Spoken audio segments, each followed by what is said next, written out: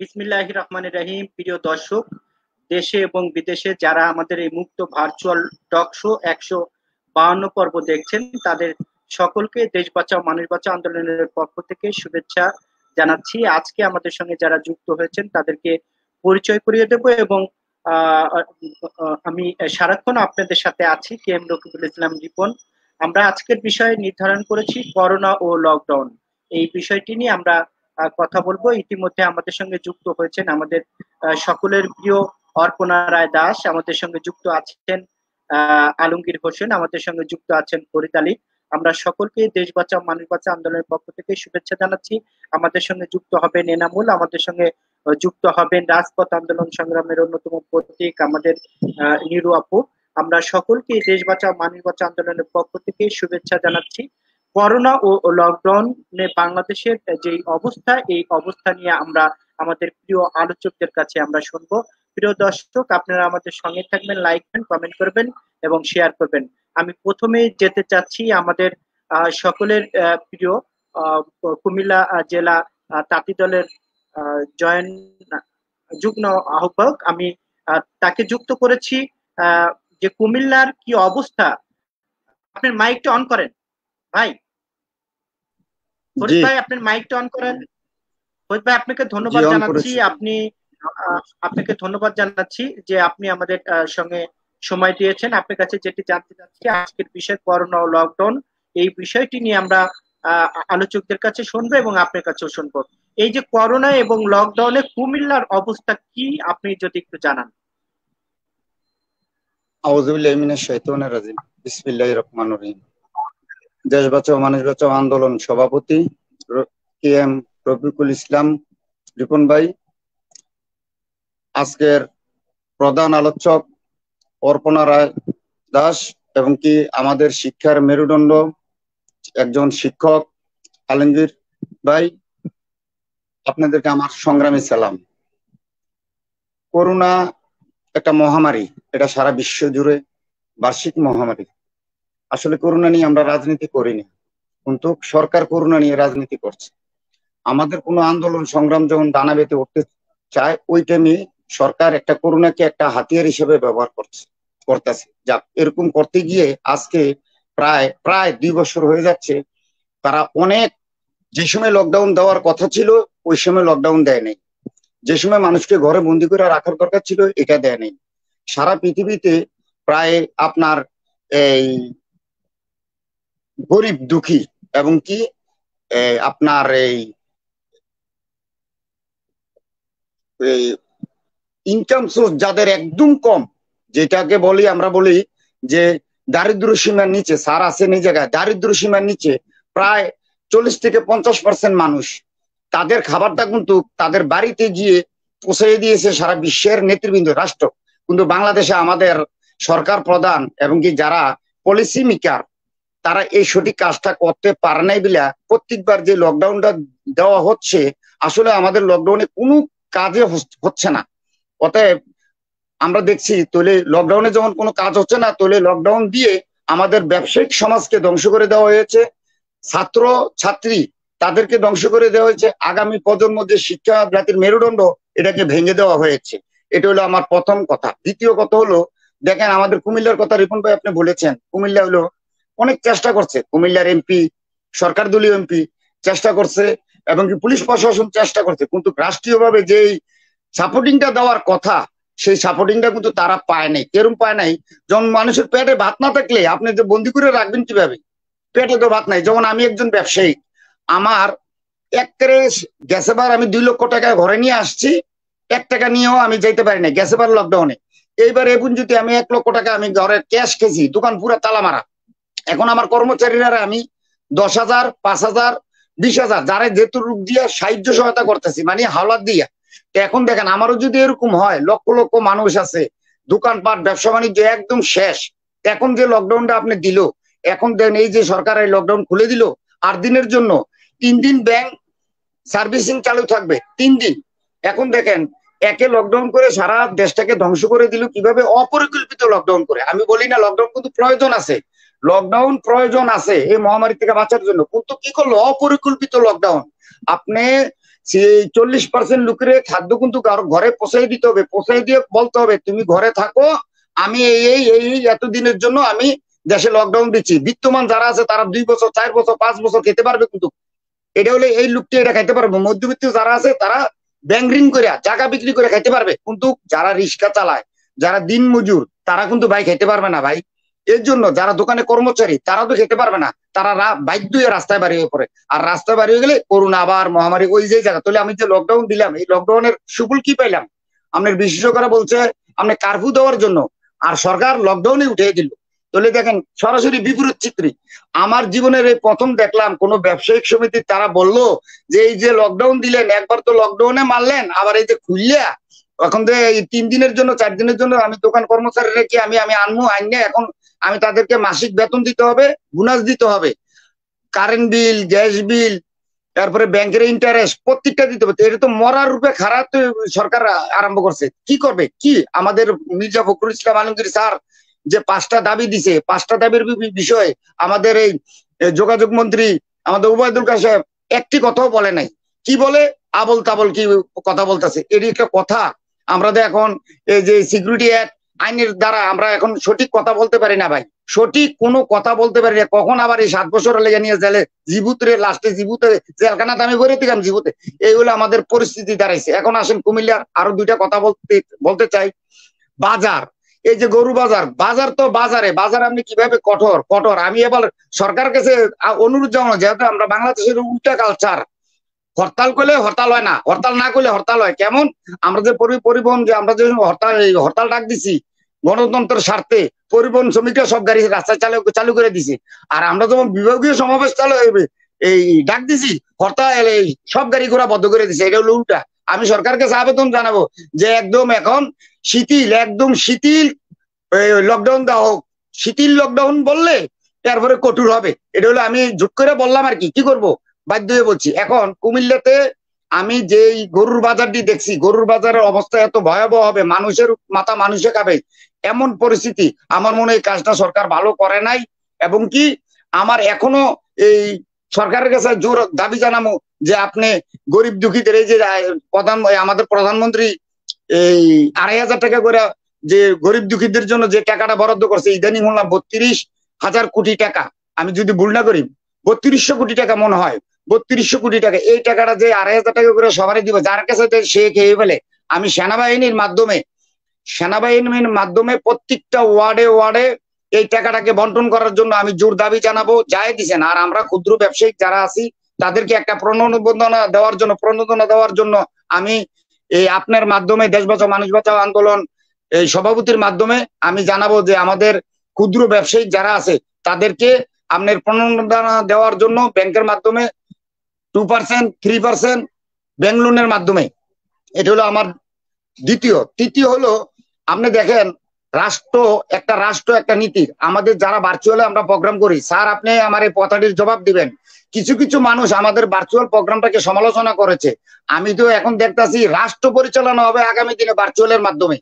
Sir আমি আপনাকে উদ্দেশ্য করে বলছি, আমাদের কিছু সহযোদ্ধা আমরা যে ভার্চুয়াল আমাদের এই তারুণ্যের অহংকার আগামী দিনের রাষ্ট্রনায়ক জনাব তারেক রহমান যে একটা সুন্দর করে একটা যে ভার্চুয়ালের প্রোগ্রামের মাধ্যমে সারা বাংলাদেশের নেতা কর্মীদেরকে একটা প্ল্যাটফর্মে নিয়ে আসছে, এটাকে কিন্তু আমাদের অতি উৎসাহ কিছু এই নেতা বলবো আমি, তারা এটাকে নিয়ে সমালোচনা করছে। কিন্তু এখন দেখেন রাষ্ট্র পরিচালনা হবে আগামীতে ভার্চুয়ালের মাধ্যমে। যে জায়গায় আমার নেতা আগে বুঝছে যে বাংলাদেশের না পৃথিবীতে একটা অবস্থা খুব খারাপ, জাতিসংঘ এখন চলে বর্তমানে ভার্চুয়ালের মাধ্যমে। আমি মনে করবো সঠিক সিদ্ধান্ত নিয়েছেন আমার নেতা আগামী দিনের রাষ্ট্রনায়ক জনাব তারেক রহমান। তো আমি রিপন ভাই এই পর্বটা এখানে শেষ করছি, নেক্সট টাইমে বলবো। জি আপনাকে ধন্যবাদ জানাচ্ছি। আমরা আমাদের 2 জন অতিথি ওনারা যান্ত্রিক ত্রুটির কারণে এখনো ইন হতে পারছে না, কিছুক্ষণের মধ্যেই ইন হবে, আমাকে ফোন করেছিল। ধন্যবাদ জানাই। আমি এখন যেতে চাচ্ছি আমাদের শিক্ষক আন্দোলন সংগ্রামের অন্যতম প্রতীক এবং জাতীয়তাবাদের বীর, আমাদের বিএনপি নির্বাহী কমিটির অন্যতম সদস্য, পিরোজপুর জেলা বিএনপি সাধারণ সম্পাদক আমাদের অধ্যাপক আলমগীর হোসেন কাছে যেতে চাচ্ছি। আলমগীর ভাই আপনার মাইকটা অন করেন। আলমগীর ভাই আপনি মাইকটা অন করেন। আলমগীর ভাই আজকে আমাদের বিষয় করোনা ও লকডাউন, বলেন। বিসমিল্লাহির রহমানির রহিম। বলেন।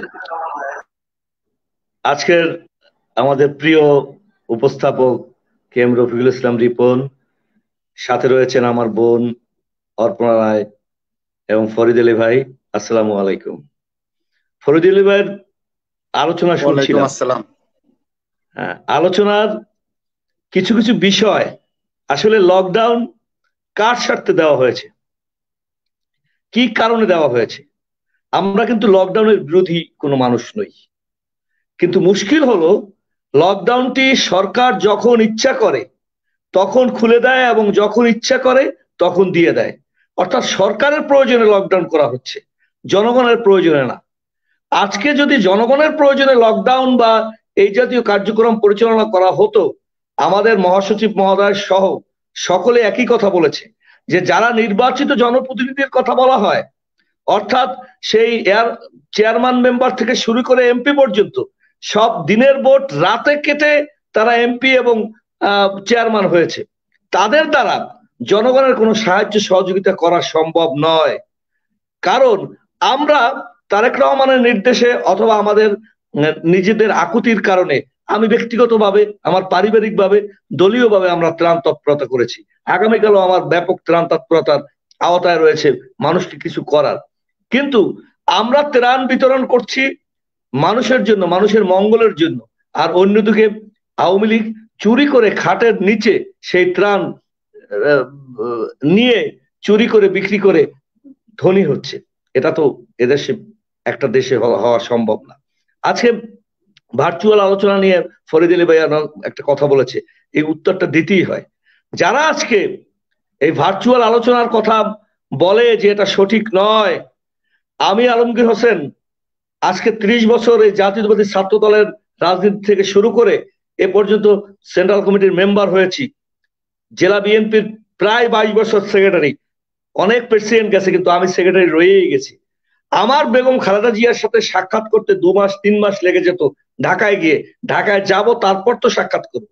কিন্তু আজকে তারেক রহমানের সাথে আমি কথা বলছি 15 দিন পর পর, ভার্চুয়াল মিটিং এ 1 মাস পর পর, নেতা কর্মীদের সামনে নিয়ে তারেক রহমান আমাকে অ্যাড্রেস করছে, আমি তারেক রহমানকে অ্যাড্রেস করছি, এবং আমাদের সুখ দুঃখের কথা শুনছে, আমি তার সুখ দুঃখের বা তার নির্দেশনা পালন করছি। অর্থাৎ যারা এই কথাগুলো বলে তারা দলের ভালো চায় না। দলের মধ্যে অনেক রকমের, অনেক অনালবেনে আমরা দেখেছি, সেই সময় দেখেছি আমাদেরকে পর্যদস্ত করার মতো, আমরা তৃণমূলের যারা নেতাকর্মী ছিলাম আমাদেরকে পর্যন্ত আঘাত করার জন্য নানা রকম ষড়যন্ত্র করছে। তার মধ্যে কেউ না কেউ দলের মধ্যেও ছিল। তো এটা ভাবার কিছু কারণ নাই। এটি শহীদ রাষ্ট্রপতি জিয়াউর রহমানের দল, এটি খালেদা জিয়ার দল, এটি তারেক রহমানের দল।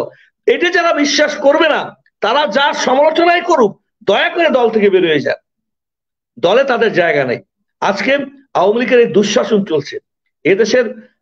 আমি একজন শিক্ষক, আমি হয়তো বেতন পাচ্ছি একটি সামান্য অংশ, কিন্তু মুশকিল হলো যে 10 লক্ষ শিক্ষক যারা এমপি মুক্ত নয়, যারা প্রাইভেট নির্ভর, যারা কেজি স্কুলে পড়াশোনা করায়, তারা কিন্তু কোনো ত্রাণের আওতায় নাই। তারা কিন্তু না খেয়ে নিয়ে মারা যাচ্ছে।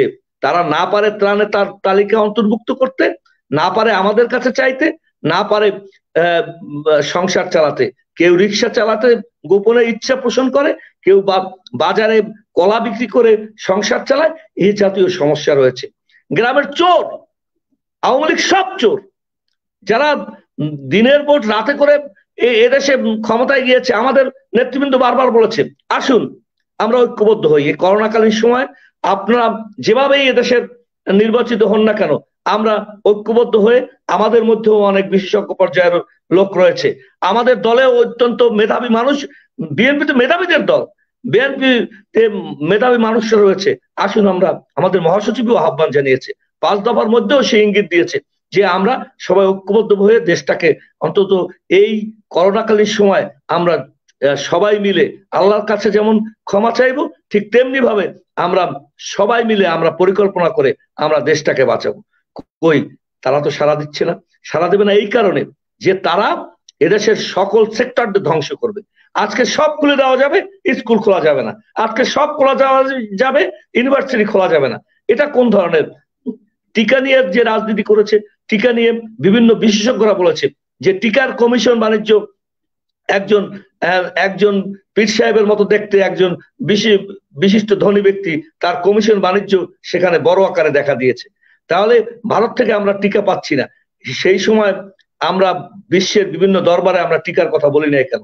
অর্থাৎ ভারতের মুখোমুখি হয়ে রয়েছে। ভারত থেকে ভবিষ্যতে এদেশের অফিসারও আমদানি করতে হবে, শুধু টিকা নয়। কারণ হলো শিক্ষা ব্যবস্থা যদি ধ্বংস হয়ে যায়, এদেশের ছেলেমেয়েরা যদি স্কুল কলেজে না যেতে পারে, তাহলে তো ভারত থেকে এরপর অফিসার আনতে হবে, কারণ বিদেশ থেকে আমদানি করতে হবে অফিসার, নাহলে দেশ চালাবে কেমনে? আজকের সমস্ত জায়গাগুলো এভাবে ধ্বংস করে দিচ্ছে, সমস্ত সেক্টর গুলো ধ্বংস করে দিচ্ছে। আওয়ামী লীগ এমন কোন সেক্টর নাই যে সেক্টরে তারা ধ্বংস করে নাই। আমরা বলি লকডাউন প্রয়োজন আছে, কিন্তু ক্ষুধার রাজ্য পৃথিবী গদ্যময়, আকাশের চাঁদ যেন মনে হয় জলসানো রুটি। এই যে কবিতার মূল কথা, অর্থাৎ আমাকে তো ক্ষুধা নিবারণ করতে হবে। একজন রিক্সা চালক যদি তার বাসায় যদি ত্রাণের কোনো তৎপরতা না যেত, যদি তার খাদ্যের নিশ্চয়তা পাওয়া যেত, তাহলেই সে রিক্সা চালাবে না। কিন্তু তার বাচ্চা যখন কান্নাকাটি করবে, তার বাচ্চা যখন ক্ষুধার জ্বালায় ছটফট করবে, তখন তো করোনাকে সে ভয় করবে না, সে অবশ্যই রাস্তায় নেমে আসবে, সে 5 জন প্যাসেঞ্জার উঠাতে চাবে। যে দিনমজুর, আমরা বলেছিলাম, আমাদের দল বারবার বলছে যে একটি ওয়ার্ড পর্যায়ে পর্যন্ত সরকারি কর্মকর্তা আছে। আমরা সব সরকারি কর্মকর্তাদের অবিশ্বাস করছি না। আমরা ওয়ার্ডে যিনি ইপিআই টিকা দেয় সেই লোক এবং শিক্ষক আছে ওই ওয়ার্ডে, স্কুলের, কলেজের, মাদ্রাসার অথবা প্রাইমারি শিক্ষক, তাদের সমন্বয় করে একটি কমিটি করে যাদের বাড়িতে খাদ্য নাই সেই তালিকাগুলো গ্রহণ করা হোক। কিন্তু এখন চেয়ারম্যান আর মেম্বার তালিকা করে, মেম্বারের তো কোনো দাম নাই, চেয়ারম্যান করে। কে আওয়ামী লীগ করলো, কে তাকে ভোট দিল, অথবা ওই রাতে তার ভোট কেন্দ্রে তার ভোট কাটায় কে কে সহযোগিতা করলো, সেই সমস্ত লোকদের তালিকা করবে। যাদের গায়ে একটু অন্য দলের গন্ধ আছে, অথবা একটু অন্য দল করে, অথবা তার নির্বাচনে বিরোধিতা করেছে, তাদেরকে কিন্তু এই চেয়ারম্যানরা নাম অন্তর্ভুক্ত করে না। কারণ হলো অধিকাংশ জায়গায় যারা নির্বাচিত হয়েছে তারা ভোট ডাকাতি করে হয়েছে। তার পূর্বপুরুষরা যেমন হয়েছে, আওয়ামী লীগ বিগত দিনে হয়েছে, বর্তমানে হচ্ছে, এবং নেকেডলি তারা ভোট ডাকাতি করে হয়েছে। আমরা এখনো স্পষ্ট করে বলি, আসুন দেশটাকে বাঁচাতে হবে। লকডাউন দিয়ে এই মানুষকে করোনার মোকাবেলা করা যাবে না। লকডাউনের আগে সচেতনতা আনতে হবে, সচেতনতার আগে খাদ্য ফুড নিশ্চয়তা দিতে হবে। একজন মানুষের খাবার নিশ্চয়তা যখন তার কাছে থাকবে, তখনই সে সবাই আইন মানবে। এই আইন মানার জন্যই মানুষকে খাদ্য নিশ্চয়তা প্রথম দিতে হবে, এবং যারা না খেয়ে আছে, যারা দিনমজুর আছে, তাদের তালিকা করে, এবং আমরা এখনো বলি সরকারি কর্মকর্তা এবং ওই অঞ্চলের প্রভাবশালী শিক্ষিত মানুষ, শিক্ষক সহ সমন্বয় করে কমিটি করে তাদের বাড়ি বাড়ি খাবারের নিশ্চয়তা দেওয়া হোক। অবশ্যই এই দেশের মানুষ আইন মানতে চায়, অবশ্যই আমরা আইন মানবো, এবং দেশের এই করোনা পরিস্থিতিতে আমরা সকলে মিলে, আমরা আবারও আহ্বান জানাই যে আসুন আমরা সকলে মিলে এই করোনা পরিস্থিতি মোকাবেলা করি। ধন্যবাদ রিপন। ধন্যবাদ আলমগীর ভাই, ধন্যবাদ। আমি অর্পণাদির কাছে যেতে চাচ্ছি। অর্পণাদি, করোনা ও লকডাউন আপনি বলেন। আমি আরেকটি দুঃখের সংবাদ জানাচ্ছি। আমার এক রিলেটিভ এইমাত্র তিনি মারা গিয়েছেন। আমি একটু প্রোগ্রামটা সংক্ষেপ করতে চাচ্ছি, কিছু না যদি মনে করেন বলেন। অবশ্যই ধন্যবাদ রিপন। দেশ বাঁচাও মানুষ বাঁচাও আন্দোলনের সভাপতি ও সঞ্চালক আজকে আমার সাথে আলোচক আছেন আলমগীর ভাই, নির্বাহী কমিটির মেম্বার আছেন ফরিদ আলী ভাই। আমি তাদের সহ যারা এই অনুষ্ঠানটি দেখছেন সবাইকে আমি শুভেচ্ছা অভিনন্দন জানাচ্ছি। ইতিমধ্যে আমরা একটি দুঃসংবাদ শুনলাম যে আমাদের এই ভার্চুয়ালের সঞ্চালক রিপন খানের রিলেটিভ মারা গিয়েছে। তার আত্মার শান্তি কামনা করছি ভার্চুয়ালের চলাকালীন অবস্থায়। আসলে আমাদের সময়ের সাথে সাথে করোনা ভয়াবহ দিক নিচ্ছে, পাল্লা দিচ্ছে, এবং করোনা মহামারী বেড়ে চলছে। আর যেই কথাটা হলো যে অপরিকল্পিত সিদ্ধান্তর কারণেই আজকে দরিদ্র যারা তার দরিদ্র জনগোষ্ঠী আরো দারিদ্রতার দিকে পৌঁছে যাচ্ছে, করোনা সংক্রমণ বাড়ছে। আজকে দেশে চলছে আমাদের, আমরা যেটা গ্রামের ভাষায় বলতে পারি, অপয়া সরকার। যেই সরকারের কারণে সবকিছুই নেগেটিভ চলছে। কোথাও জ্বলছে আগুন, গতকালকেও আগুন জ্বলে পুড়েছে, কোথাও আমাদের জঙ্গির ধরা পড়ছে, কোথাও আবার চলছে হলো লঞ্চ ডুবে। যে পদ্মা সেতু নির্মাণের জন্য যে মালামাল আসছিল সে একটি শিপ ডুবে গেছে। আমরা কয়েকদিন পর হয়তো জানবো যে এই শিপটি তারা ইচ্ছাকৃতই ডুবিয়েছে। আজকে হঠাৎ করে লকডাউন চলছে, এর মধ্যে আমাদের পরপর শিল্প কারখানাগুলোর মধ্যে কেন আগুন লাগছে? এইটা দায়ভার কার? এটা অবশ্যই আমি বলবো যে সরকারের, কারণ লকডাউন দিয়েছে, শাটডাউন দিয়েছে, আমাদের দরিদ্র যারা আছে তাদের জন্য কোনো খাদ্য ব্যবস্থা করেনি বা তাদের বেঁচে থাকার কোনো রকমই ব্যবস্থা তারা করেনি সরকার। তারা এটা দেওয়ার আগে খাদ্যের চাহিদা মেটানোর জন্য তাদের বের হতে হবে, যত প্রতিকূল অবস্থায় থাকুক তারা তাদের খাদ্য চাহিদা মেটানোর জন্য বের হবে। তারা সেটা করেনি এবং শিল্প কারখানা কিছু কিছু তারা খুলে রাখার অনুমতি দিয়েছে। এতে লকডাউন এই জন্য করোনা সংক্রমণ বাড়ছে এবং বিভিন্ন দুর্ঘটনার সৃষ্টি হচ্ছে। আরো আমরা যে দেখছি যে এই যে গতকাল আপনারা মনে হয় পড়েছেন যে আজকে গাজীপুরে নাগুরিতে চুমকি এমপি চুমকিকে সম্বর্ধনা দিতে যে কে আগে দিবে এটা নিয়ে কাটাকাটি মারামারি।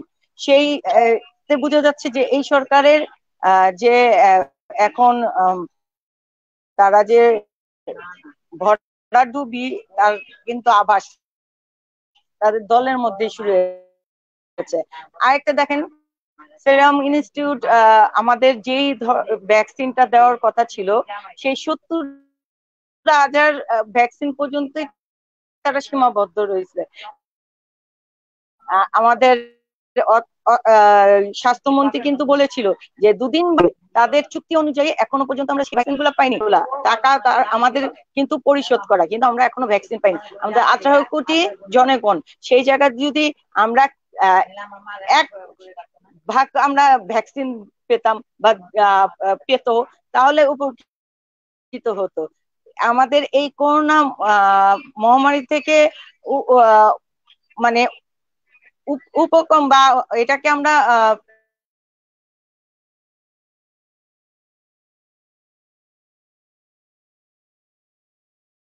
তবেই আমাদের এর থেকে পরিত্রাণ করা সম্ভব।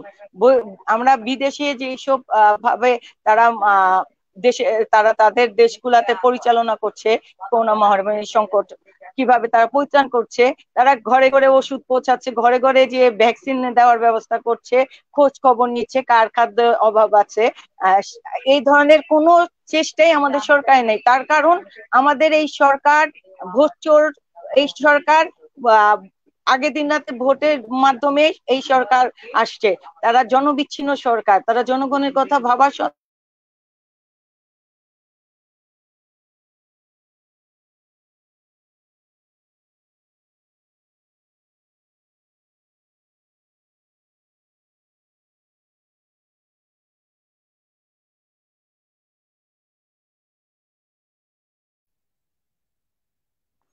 অর্পণ আবার কথা শোনা যাচ্ছে না। যান্ত্রিক কারণে আমরা আমাদের অর্পণার দিকে হারিয়ে ফেলেছি। আমরা হয়তো বা কিছুক্ষণের মধ্যেই পাবো। সামনে আমি রিপন আমি বলছি যে সামনে আমাদের ঈদুল আজহা আসছে, এটাকে নিয়ে এই সরকারের চাঁদাবাজি শেষ তো নেই। তারপর দেখা যাবে কোরবানি ঈদ গেলে পরে চামড়া নিয়েও তারা তাদের মাস্তানরা নানা রকম দরবার করবে, দেন দরবার করে মানুষকে হয়রানি করবে। তা আজকে আমাদের যেহেতু সঞ্চালক রিপন খানের এই মুহূর্তে একটা দুঃসংবাদ আসছে, আমি আর আমার আলোচনা দীর্ঘায়িত করব না। আমি সকলকে ধন্যবাদ জানাচ্ছি। ভারপ্রাপ্ত চেয়ারম্যান জনাব তারেক রহমান এবং দেশ নেত্রী বেগম খালেদা জিয়ার সুস্বাস্থ্য কামনা করছি, দীর্ঘায়ু কামনা করছি। ভারপ্রাপ্ত চেয়ারম্যানের দেওয়া নির্দেশে আমরা যারা আছি জাতীয়তাবাদী বিশ্বাসী, আমরা আমাদের কাজ করে যাব, জনগণের পাশে থাকবো, যার যতটুকু সাধ্য আছে সামর্থ্য আছে আমরা সেভাবে তাদের পাশে দাঁড়াবো, এই প্রত্যাশা রেখে আমি আপনাদের সকলের কাছ থেকে বিদায় নিচ্ছি। ধন্যবাদ। প্রিয় দর্শক, আমরা আজকে দুঃখ প্রকাশ করছি, আমার এক আত্মীয় মারা গিয়েছে। এখন আমার কাছে ফোন আসলো, এখন আমি সেখানে কথা বলবো, যার কারণে আমি প্রোগ্রামটা শেষ করতে হচ্ছে, কন্টিনিউ করতে পারছি না। এবং আমাদের যারা দুজন অতিথি ছিলেন তাদেরকেও আমি বলেছি যে প্রোগ্রামটা আমি স্থগিত করছি, আপনারা জয়েন্ট না করার জন্য আমি দুঃখ প্রকাশ করছি। এবং আগামী 153 পর্ব দেখার আমন্ত্রণ জানাচ্ছি। আমি ধন্যবাদ জানাচ্ছি অর্পণা দিকে, আমি ধন্যবাদ জানাচ্ছি আলমগীর হোসেনকে, আমি ধন্যবাদ জানাচ্ছি ফরিদ ভাইকে। সকলকে ধন্যবাদ জানিয়ে আজকের মতো বিদায় নিচ্ছি। তারপরে আমি আবারও দুঃখ প্রকাশ করছি প্রিয় দর্শক যে আমাদেরকে আমরা সঠিক সময় শেষ করতে না পারার জন্য। সবাইকে ধন্যবাদ এবং আগামী 153 পর্ব দেখার আমন্ত্রণ জানিয়ে আজকের মতো বিদায় নিচ্ছি। আল্লাহ হাফেজ। আল্লাহ হাফেজ। আদাব আলমগীর ভাই, ভালো থাকেন, সবাই ভালো থাকেন।